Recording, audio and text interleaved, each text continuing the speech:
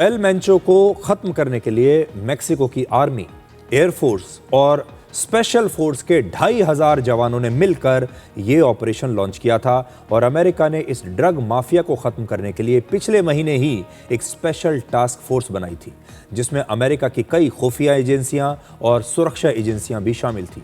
और इसी task force ने एल मेंचो की सटीक लोकेशन की पूरी जानकारी मेक्सिको को दे दी। जिस एल मेंचो की मौत के बाद मेक्सिको में इतनी हिंसा हो रही है, दंगे हो रहे हैं, ये देश जल रहा है, वो खुद पहले एक ज़माने में पुलिस ऑफिसर हुआ करता था। यानी इसने सिस्टम के अंदर रहकर अपराध की दुनिया तक का सफ़र तय किया। 1990 के दशक से इसने ड्रग्स की तस्करी शुरू की।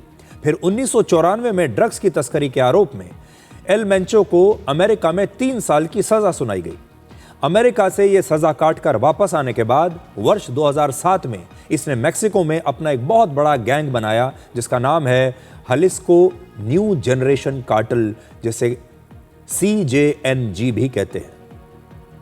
और कुछ ही वर्षों के बाद यह मेक्सिको का सबसे ताकतवर और हिंसक गैंग बन गया, और पैसे वाला तो था ही।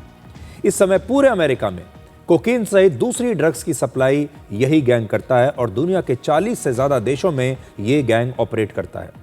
इसीलिए अमेरिका ने वर्ष 2018 में एल मेंचो पर 90 करोड़ रुपए का इनाम रखा था और 2024 में इसे बढ़ाकर 136 करोड़ कर दिया गया। दिलचस्प बात यह है कि मेक्सिको में एल मेंचो जैसे गैंग्स की सत्ता अक्सर उनके परिवार के अंदर रहती है, यानी यहां भी परिवारवाद है। एक ही परिवार इस गैंग को ऑपरेट करता है।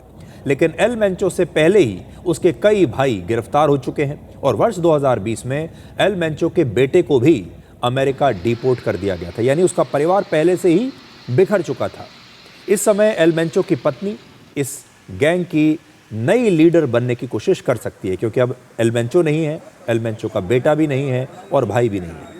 लेकिन मेक्सिको में किसी महिला का एक इतने बड़े ड्रग कार्टेल का लीडर बनना बहुत मुश्किल काम है। और इस समय एल मेंचो का गैंग एक ही साथ उसी गैंग के 4 बड़े कमांडर्स के बीच लीडर बनने की रेस अभी चल रही है। यानी उसके जो 4 साथी हैं उनके बीच में अब ये रेस चल रही है कि इस गैंग का अगला लीडर कौन बनेगा।